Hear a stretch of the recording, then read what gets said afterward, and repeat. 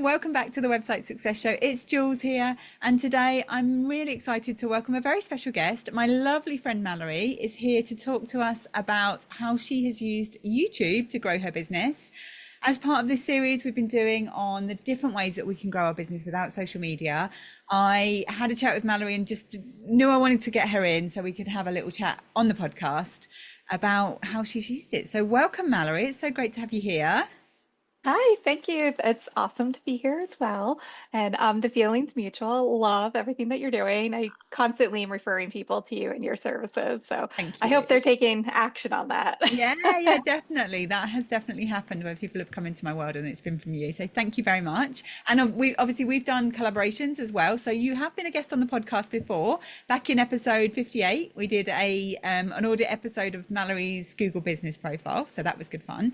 And also we've done a collaboration where I've been in your program and teaching people about how they can grow their business without social media. So I'm like, I just love the power of collaborations. We met, I think, through an online program. I think that was where our paths first crossed. But then it's so funny. I see people in different places, and you realize how small the world is, really. Even though we're international, it's so nice when you see people in different places online, really.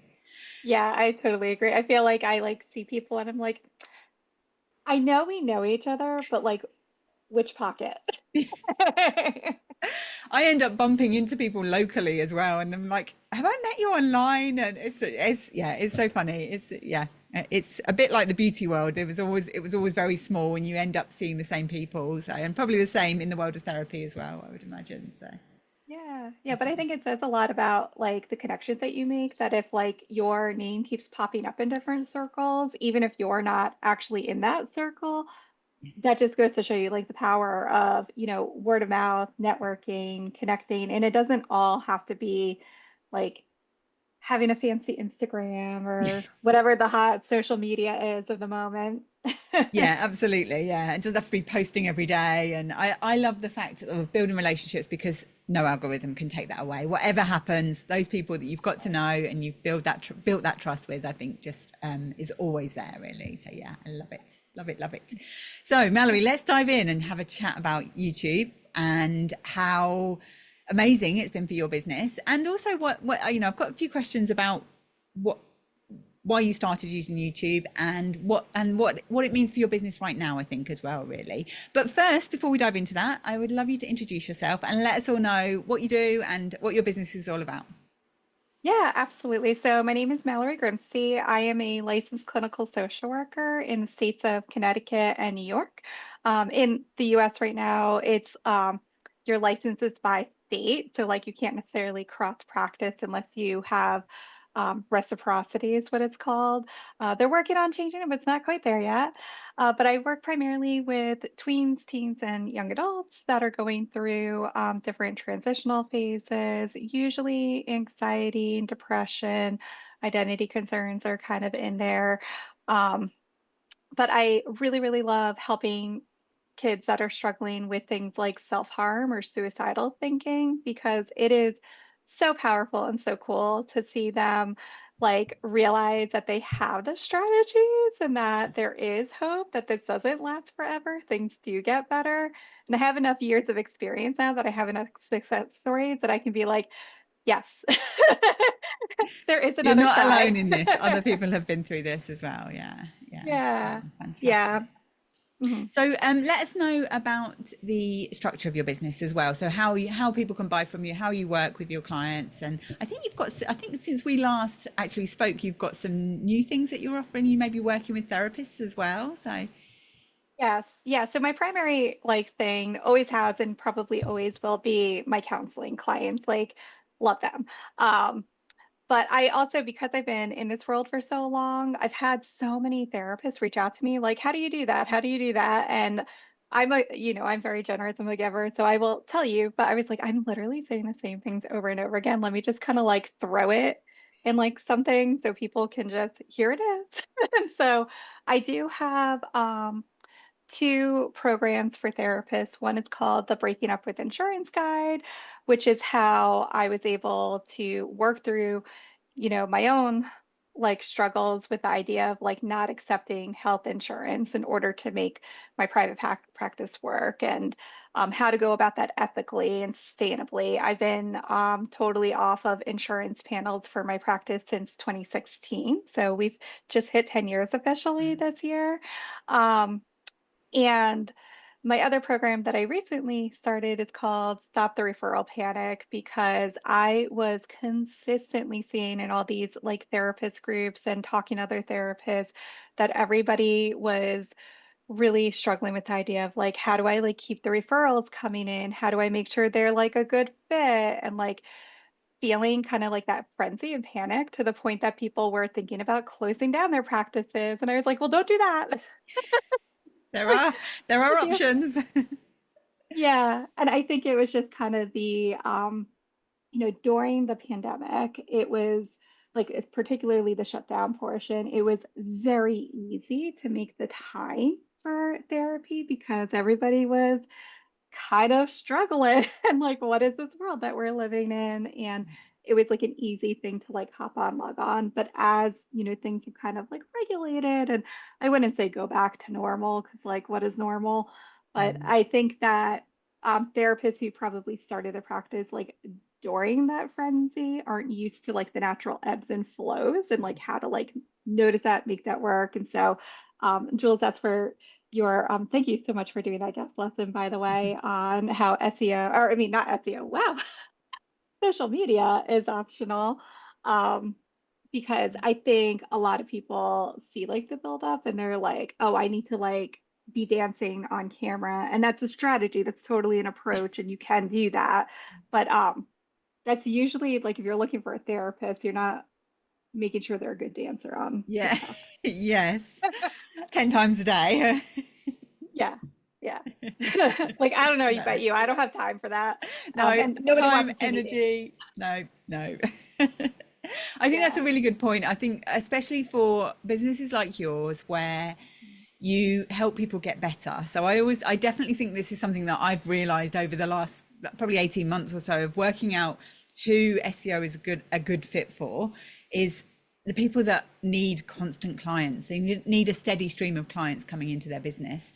And for therapy, you do help people get better. I've been working with a lot of physios and osteopaths at the moment, and they're another business where you help people get better. So unfortunately, you need people coming through all the time, or fortunately, depending on which way you look at it. Whereas like hairdressers, if you're a good hairdresser, generally you don't need that many new people coming in to fill your books. But yeah, I think it is definitely something where that panic can set in and you kind of think, oh, social media, that must be the option to fill my books, really. Whereas actually there are a lot easier ways. And I'm not necessarily saying what we're talking about today is easy, and we'll definitely talk about that. But how did you kind of make that decision that YouTube was going to be a good strategy? And well, actually tell us about when you started with YouTube as well, really. Yeah, so my practice officially opened in 2014, and I had no idea what I was doing. It was just like, well, I knew what I was doing from a therapy standpoint, but not from a business standpoint. Yeah, yeah. It was a situation where I had a friend who was also working her way towards licensure, and her husband was like, "Hey, I have office space. If you want to use it, you can sublet for me. I'll give you like 3 months free to see if you like it." And I was like, "Well, it's free, okay." And I did. Um, but because of that, I joined a program called Business School Bootcamp for Therapists, where it was run by two therapists who really taught you the back end of the business side of things, including marketing, structure, and things like that. And they only held this conference once, and I'm so glad that I went. They had an in-person conference called the Most Awesome Conference for Therapists. So I just love the name. And so I flew out to California. I met with them. I met a whole bunch of other like really amazing therapists. And in one of my one-to-ones with one of the coaches, her name is Miranda Palmer, she was like, "You really need to be on video, like your whole personality and everything. Like people need to see it, they need to feel it." And I was like, "Not me." Oh. But that really, really sat with me. And so I was like, okay, I'm gonna like kind of give it a go. And so shortly after that, I can't remember if it was the tail end of 2015 or maybe 2016, I did start like showing up on video. And if you look at some of my really old videos, they are very cringe. The tech, I mean, I am like I'm very pale to begin with, but I look like I don't know what color white. I can definitely relate to that, Mallory. I have that issue as well myself. Yeah. Yeah, Yeah. But I did have a lot of clients that were telling me and families that like, oh, I saw your video, which still feels a little like, oh, you saw it, even though that's the point. yeah, Um, but I started really, really taking it seriously probably like the end of 2018, early 2019. I joined a program with Trina Little. At the time, I think it was called YouTube for Creatives. I think it's like shifted and changed since then because what I really liked about her is she has her MBA, so she fully understands like the business side of things, and she caters to using YouTube when you have a business, not because like you're trying to be an influencer or any of that. Like if that happens, great, but like that's not the point, and how like using that is a little bit different. And so, with a lot of her encouragement in the community there, I like was churning out weekly videos for a while. I do think the lockdown portion of the pandemic helped with that. yeah, But even since then, I think the last time I did like a full, like true long form video like that was probably February of 2022, and people still find and use those resources. Like I have a hard time keeping up with the comments, which I never thought I would have that problem. fantastic. Yeah, so it's still working, even like I have not consistently showed up with new videos in over 4 years. Wow, that's amazing. I was looking at your figures this morning and I saw you've got over 400 videos and I think is it over 7,000 subscribers? And I Yes. know when we were working through the program that we were in together, you hit a milestone, I think, on the number of views that you had. Was it 100,000 views or was it I can't remember what, there was Oh, one you know big one. what? I would have to like look it up because like honestly, I don't even like pay attention to that No, anymore. no. Like it's cool, Yeah, but like I can't reasonably see 7,000 people in my office, but yeah, it's really cool that I've been able to have information and help out there that at least 7,000 individuals have yeah, like clicked like yes, subscribe, and even more than that have seen and hopefully implemented some of the strategies. yeah, Like yeah. those are really the numbers that I want, not necessarily like how many likes and views am I having. Like it is Yeah. cool to see it, but like I don't know, numbers kind of like go in and out of my head. Yeah, I think that's a really good way to approach it actually, because a lot of these things can be vanity metrics. So I think definitely, although I did see something recently about oh, I think it was about the number of subscribers actually, but there's a new Google thing coming out. It was a few weeks ago. I read about it, and it was that you could have a Google. Oh, I can't even remember what they called it. This is not the best thing for actually describing this, but it was basically for if you've got over 100,000 subscribers on YouTube or 100,000 Instagram followers, you could get like a place with on Google where you can then control what shows about you. It looked like it was basically almost like a Google business profile for influencers, but you had to have this number of followers to be able to do that. So but I think it was subscribers on YouTube actually, because I was thinking, okay, who do I know that's got that number of number of followers? So I messaged Carrie Green. Not that I know Carrie, but I'm in the Female Entrepreneur Association. I was like, oh, you might want to check this out. So Yeah, yeah. but You know, anyway, that they're was it. always doing things like that, which is Yeah, like pretty cool. Like one yeah, of the things that I really like that YouTube specifically has done since the pandemic, because there was all sorts of misinformation going out there and mm, people claiming they had a certain authority that they didn't, which is troublesome, which is a big reason why I do show up publicly yeah, to be like, I'm an actual therapist and this is really what we recommend. yeah, Um, but they have this thing called YouTube Health Shelf, where if you are a licensed professional, You can submit your credential information and they like make sure it matches up that you are who you say you are. And then it's not on all videos, but it's on certain videos with sensitive health information. It will show up at the bottom. It's like a little blue bar that says that this is from a licensed healthcare professional or Wow. mental health professional or whatever your profession is. And I've seen it on I can't think. I think the channel name, it's like Mr. and Mrs. Muscles. I like follow along with their workouts sometimes. I really like them. But they're like actual licensed personal trainers, like with certificates. So like sometimes on the bottom I see it on there. So it's not exclusive to like licensed clinical social workers. And I've seen it, it's like across the globe in different countries. So Ah, um, I amazing. love that they're Yeah. differentiating that this is coming from an actual provider and not someone with a camera. Yeah, or somebody with AI right now as well. I think this is Correct. definitely, I wanted to talk about the fact of having had so many videos. And I know you said about cringing on your old videos, but I was literally just thinking about this before we came on of how important that is, especially now. And if you are somebody who has built that up pre-AI, then I think don't delete, definitely, I know you wouldn't, but don't delete the old stuff because it shows that you knew what you were doing and that you are legitimate before AI and you're not just somebody who knows how to use AI. And I think in terms of Yeah. actually from an SEO point of view and showing up in AI search and getting recommended in AI search, that is what the AI bots are going to be looking for, that you're trustworthy and that you are a legitimate human who has these lived experiences. So yeah, I think that's so important that those old ones are there for you to cringe at, but for everybody to know that you do know what you're talking about, really.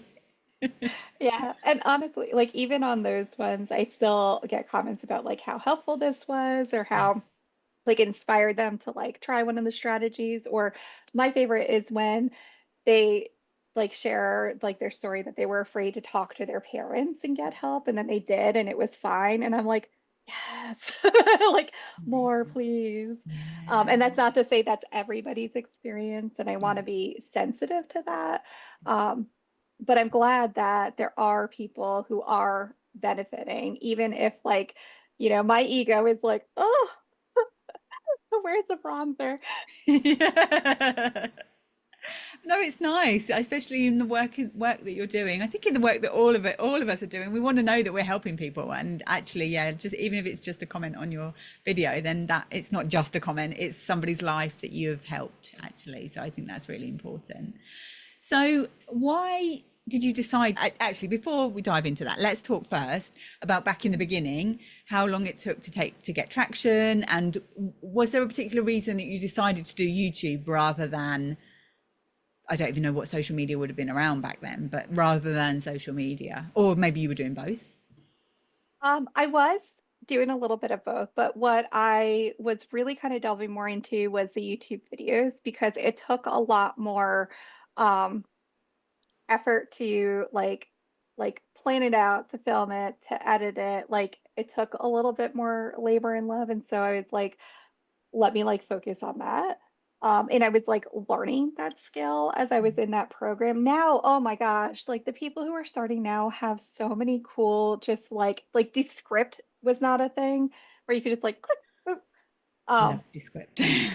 yeah, yeah. And I do think I want to be totally transparent that one of the things that I think really helped me be able to keep up on that and my client work was the fact that I had a friend from college who was a media production major who like graduated, was working in the field, and he was like, "Hey, I've been seeing your videos. Would you want a video editor?" And I was like, "Oh, I don't know about that." And then he's like, "Well, let me just like do a video or two for you and like see how you like it." And he was phenomenal. And so like you'll see a drastic difference To see when the he starts journey. working. You'll see the before and after difference for sure.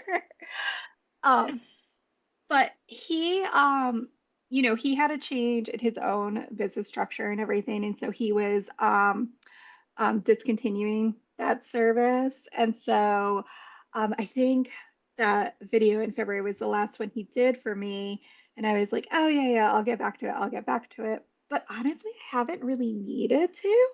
And I've been so busy with my counseling clients and with my other ventures, which was the point. And like, how many times can I genuinely share the same like information? Like, if it wasn't continuing to pop up in searches and things like that, yeah, Mm. I would like recreate like a new video. But like at a certain point, I'm like, okay, I have like 400 videos, like it's there and I can share it. Like that, the core information is not shifting or changing. No. And so I can, like, if I have a new client who's struggling with separation anxiety, I can um, like talk with them about it in session, but I can also follow up and be like, hey, outside of session, if you want to review this, here's something that you can use. Yeah. And I do tell my clients, like, it doesn't have to be my video. Like, that might be weird. But there's so much helpful information out there now. Yeah, definitely. And if people trust you, then why not your videos versus Yeah. somebody who could have just generated an AI one? So definitely, I think, yeah. So are you, do the videos still bring you clients, and have they brought you clients over the years? Is that, I guess that was kind of the goal, but did it actually do what you wanted it to do? Absolutely. Yeah. Like when I look at I did like a whole breakdown of all the clients that I've had since the time I opened my practice until I want to say it was like spring of last year. And when I broke down like where people were coming from, how they found me and how they started working with me, it was almost exactly like a 50-50 split between um, like Google and YouTube, like search, and word of mouth referrals, which was almost always because somebody had sent a video. Yeah. Amazing. I love that. I absolutely love that, obviously. I think that's just fantastic. So were you doing other things to market your business as well? Or whether things did you kind of make that decision of no, that's what I'm focusing on and I'm gonna let the other stuff go. I'm gonna not do the social media too much or at all or So in the very beginning, like when I made the decision to like focus on YouTube, I was pretty much just doing YouTube, turning it into like a really sloppy blog. Like sometimes it was just like the video and here's the link. So I do need to I'm still cleaning up, as you know, my back end of like 10 years of plus of blogs. But like eventually I got a little more like finesse with that and like use the transcript and like turn that into a blog post. So I would like kind of use that as like my core piece of content or like my hub. And then I would email my email list that like, hey, there's this new video about this. And like again, as you know, every skill I feel like is like kind of layer upon itself, like it kind of builds upon itself.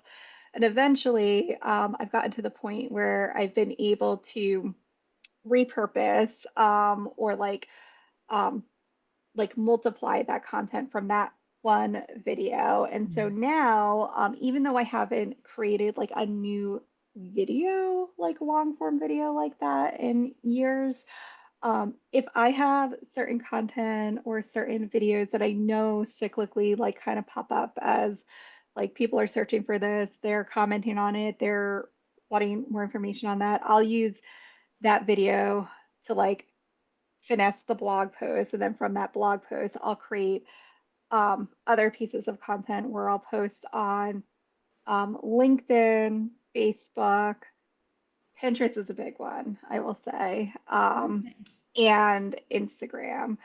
Um, and from all of those, like I don't necessarily think people are like clicking from like my Instagram, but I do think having some findability is Mm. helpful, Yeah. but it's not like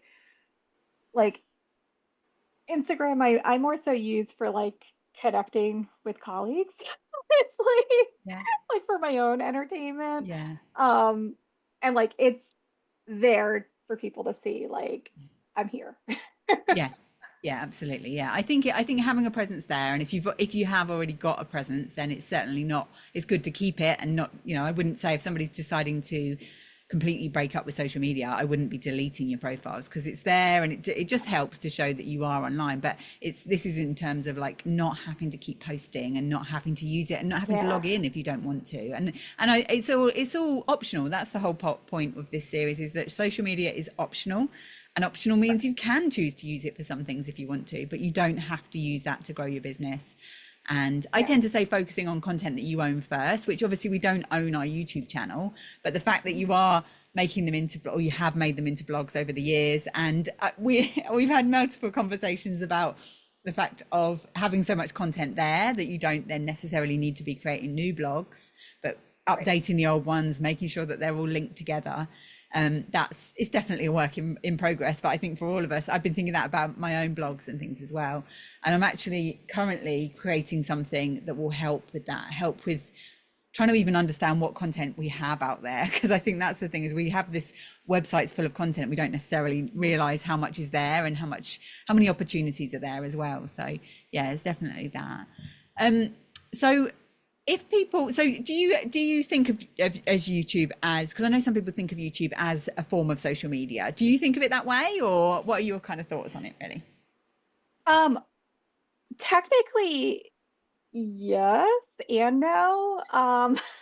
Because there is a social media aspect to it. There is, and again, they're like always changing like what unlocks in terms of features. Like some things, like I remember you had to wait till you had 100 subscribers and then 1,000. Like it's always shifting.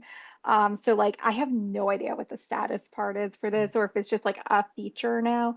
But at some point I unlocked like the community posting, which means like when you're scrolling, like it almost is like a feed where you can like have an image, you can have a poll question, you can have like just a text that you can post. It doesn't have to be a video that shows up with video, of course. So it's like old school Facebook, I feel like. um, but like you don't necessarily have like a social media profile. Like your profile is your channel page, which is like your videos and things like that. Um, but I do look at it more so as like search engine with a community aspect, because Google owns YouTube now, and they have for several years.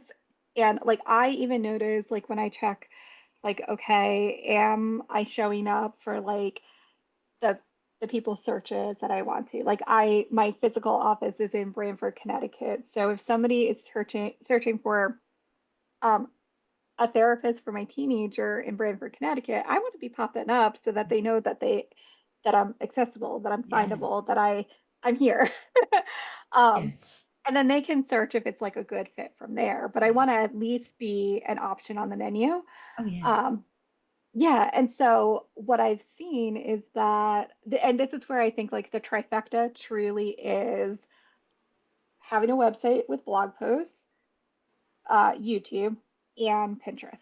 Because when I search for those things, not only does my Google business profile pop up, but so do several of my videos and several of my pins, in addition to the different website pages and blog posts. And so people, depending on their way of learning and retaining and absorbing information, they have multiple options. They have visual, they can read it, they can watch it. And I totally forgot, because like it feels like such an afterthought, but I have actually also like used the audio from the YouTube videos and literally just uploaded them as podcast episodes. Again, it's like not like the prettiest or smoothest. Like I don't even like do an intro. It's just there. Doesn't matter. I think, if people, and because the great thing about audio is people can listen when they're out walking the dog, or when they're, like, on for your kind of clients on their way to school or something like that, they can be listening. Whereas maybe they don't want to be sitting watching a video, so you can be just there in their ears when they're going about their daily lives, I think, really. So yeah, exactly. It's really important. I think certainly the search engine part of it, and I guess that's part of the power of Pinterest as well, is the searchability of it. And certainly when I Googled you earlier, it was your website was top, then your YouTube, and then your Google business profile was on the side. And then I saw some of the other stuff. So there was certainly a real presence online of the like different places that you exist, which is really important for AI search as well, I think, really. So definitely. So if you were starting your business again and trying to take yourself back to, well, I don't know, I suppose it's hard because the world has changed so much, but would you do YouTube again? If you had your time again, would you go for YouTube? Oh yeah, absolutely, hands down. I tell everybody that um, because I think a lot of people like you get like those dopamine hits of like, oh wow, another video from like TikTok and now Instagram Reels and Facebook has their own Reels, like the short, quick like satisfaction. And because they push it out to so many people, the vanity metrics, man, they get you on these because it's you have a 7 second video. So it's easy for people to watch and rewatch versus like a 7 minute video. I mean, that takes a little more attention and care and everything. And so with that, I tell people if you're going to be making videos anyway, even if they're short videos on these other platforms, like they're going to push it out immediately, but they're not going to like, there's no way to like search it up again. Like I can't tell you how many Mm, times I'm like, oh, I want to like pull up that video. Where was it? Where could I find it? But if it's on YouTube, it's going to show up. And if you in your description have it, you can have it automated where it automatically populates like your general description. You can like personalize it from there. So you never have to forget to link back to your website. I have a little disclaimer that like while I am a licensed mental health therapist, this does not mean that I am your therapy. This is not therapy, you know, that yeah, little legalese. yeah. Um, but that's another hit for people being able to search you up and find you. Yeah, yeah, definitely. Yeah. And SEO on there as well for YouTube. It's got massive SEO opportunities. So with all of those words within your transcript on YouTube are definitely searchable. And I think that's definitely something when you were talking about turning those videos into blogs, it's your own, and I do that with mine as well. And I definitely have done that where I've just put the podcast episode on my website as called it a kind of a blogcast and just put the transcript on there. I'm definitely trying to be more intentional about my own content now as well. So trying to just, especially at the moment, focus on cornerstone pieces of content. So the ones that are the most important or the most relevant, and really turning those into proper blogs. But because it is my own words, and with your videos, it's your own words, it's your own unique lived experience. That is how those articles will then stand out versus just AI generated content that you know, we're all fighting against now with blogs, definitely, that actually it needs to be content that either has existed pre AI or content that has your own experience and everything in there. And that's why I love turning that kind of content, videos, audios, into blogs. It makes it so much better, I think, in terms of the quality, really. Yeah, definitely. And I think you really helped me with this mindset too, because I was stuck in the like I have to feed the algorithm. Like Trina Little, who I worked with to learn about YouTube and everything, she calls it, do you remember like Mario with like you have to like get the gold coins?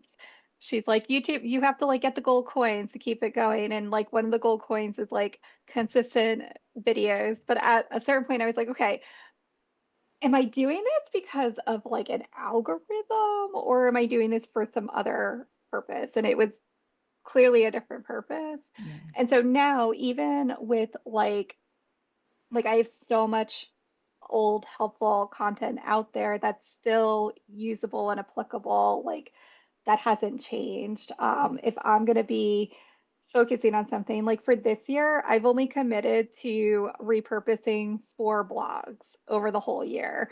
And so right now, and like I'm not even on schedule with what I was planning. I'm doing 4 blogs this year and I've done 0. Yeah, I've done one. I Well have done done. one. But I'm in the middle of like the second one, and I was supposed to do like one per quarter. That was like the ideal. But like life has been busy, like personally, professionally, and like at the end of the day, if I post according to my arbitrary schedule, is that really going to make a difference? Mm, Probably not. no, Uh, but I do no. tell people, like, if you're worried, like for those of us that like our clients like get better, they move on, like they no longer need our services, which is the point. That's what we want. Um, there is that initial like, oh, who's going to be on my couch next, right? And so during those moments, I've really kind of transformed my own thinking of that, where like, okay, if I'm noticing that like my calendar is looking a little emptier than usual, or I know like cyclically over the summertime because I do work with school age kids, like this is when they're going to summer camps, this is when they're doing like the college tours, things like that. And I want them to do that. I don't want to be like beholding, like you have to come in if there's not a safety concern.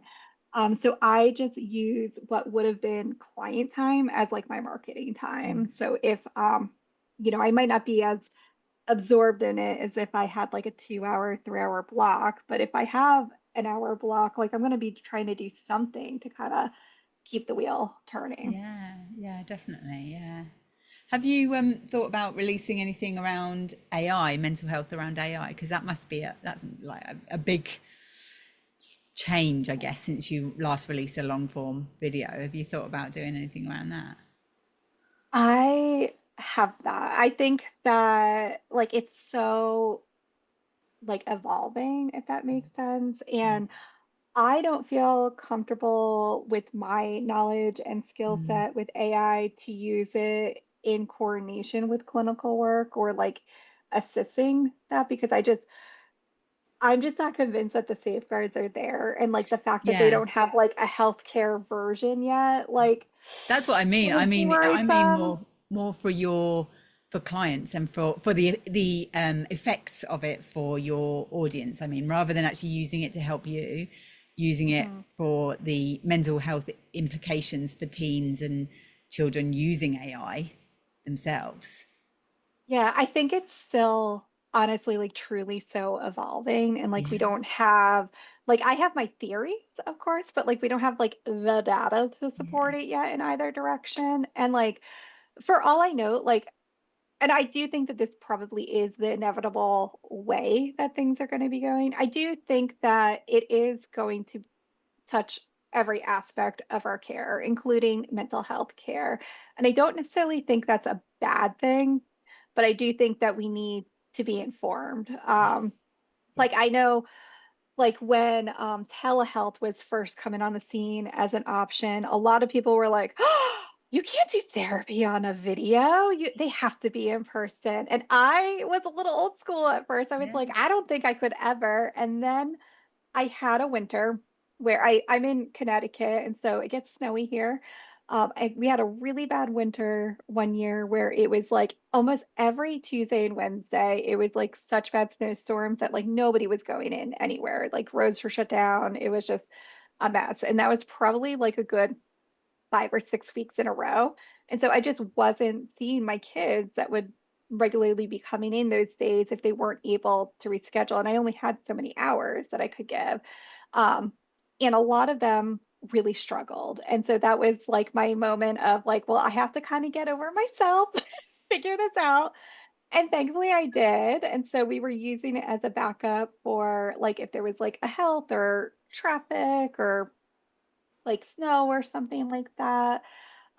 So by the time that the pandemic hit, my clients and I were already familiar with this, not to this level, but I was going to say, was that pre-pandemic? And I bet you were glad that you'd already yes, explored that because, oh no, yes, that's we had fine. our system set up. We don't need to stop anything. It's fine. It's fine.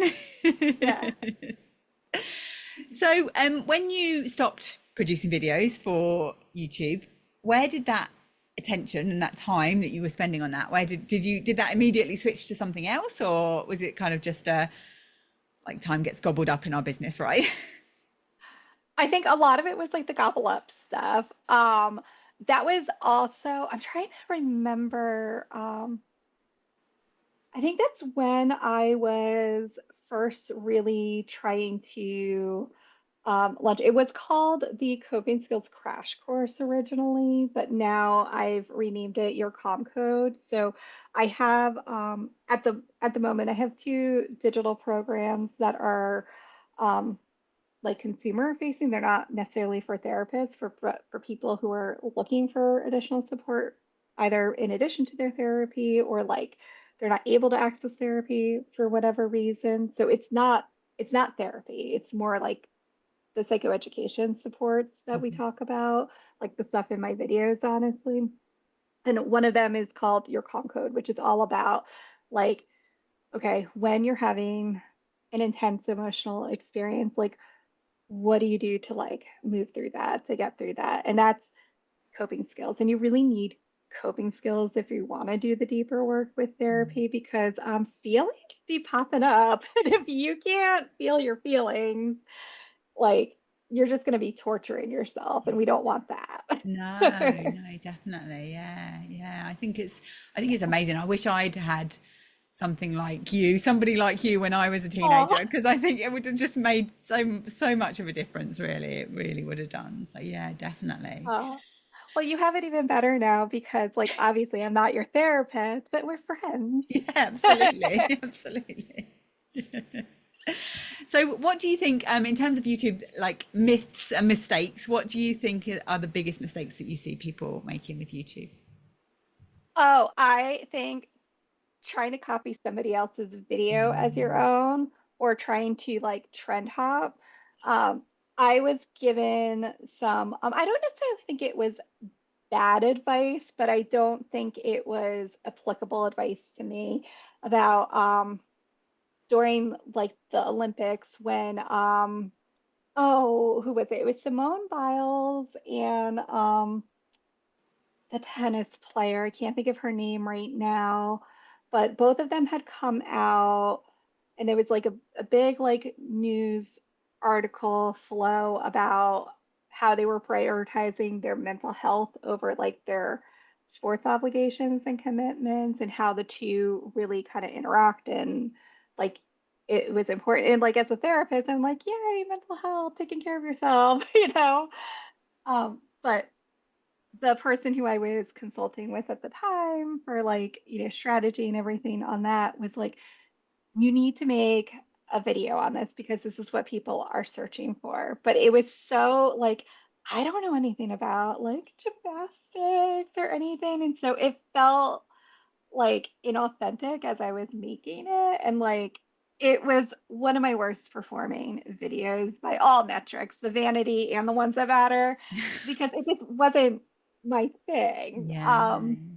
And I was like, okay, I'm not gonna like try and be like, oh, this is like the hot news story of the day, you know.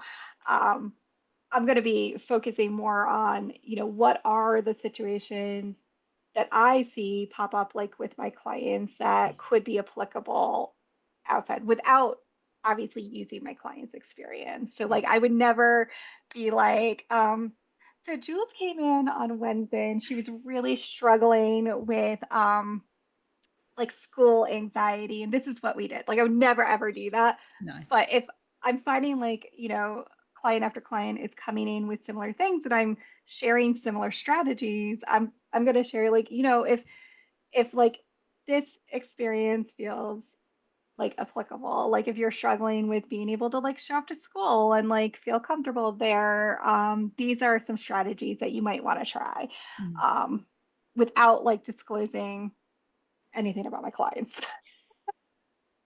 Yeah, definitely, definitely. I think churning out content, there is a bit of a thing of churning out content, and hopping on trends is one of the ones. I was at a training workshop a couple of weeks ago, and it was all about YouTube, and that was definitely one of the things that they were teaching was, oh, you need to go to Google Trends and find out what's trending and create an AI video about that. And I was just like, no, that's not me.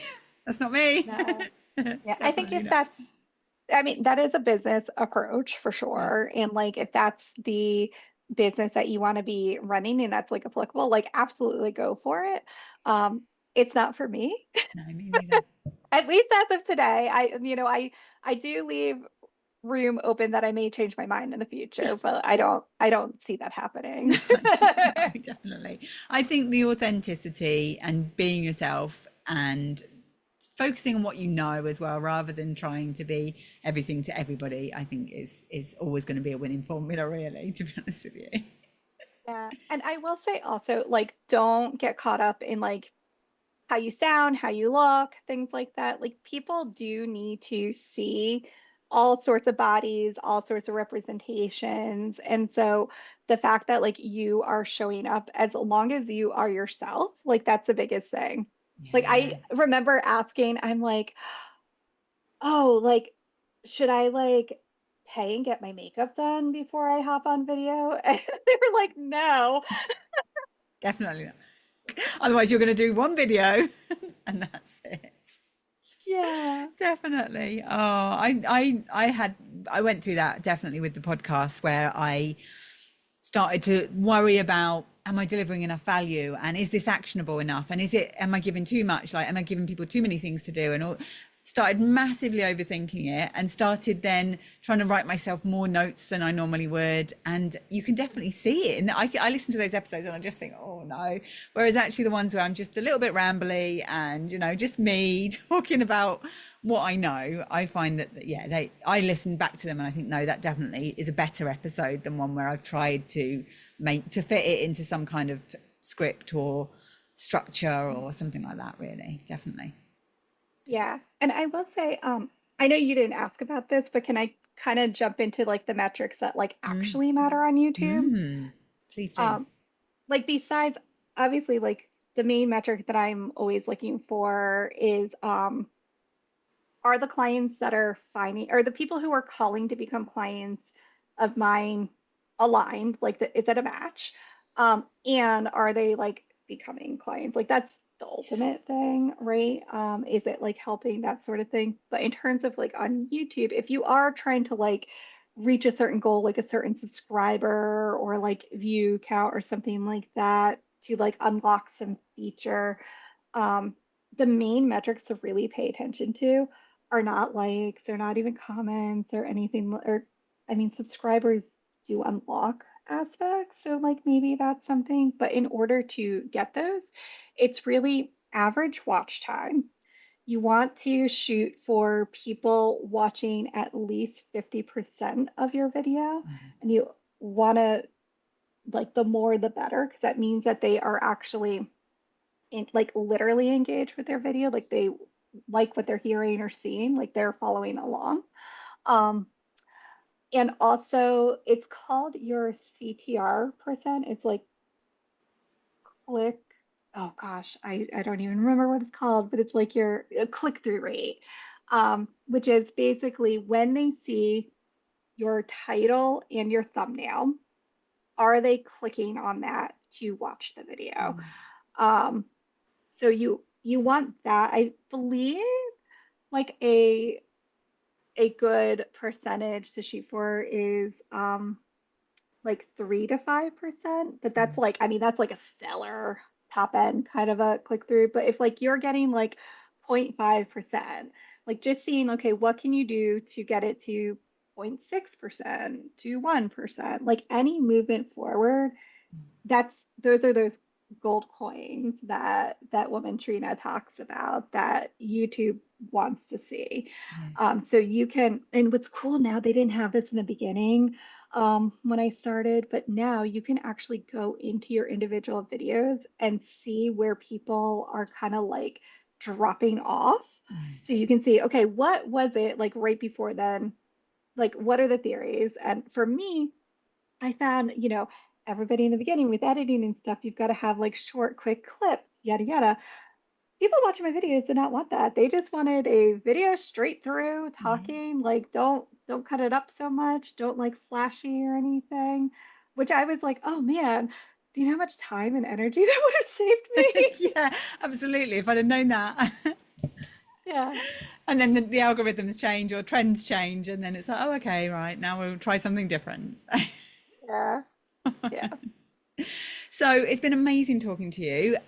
So if people want to find out more about what you do and how they can have a look at your videos and learn more from you, where do they need to contact you?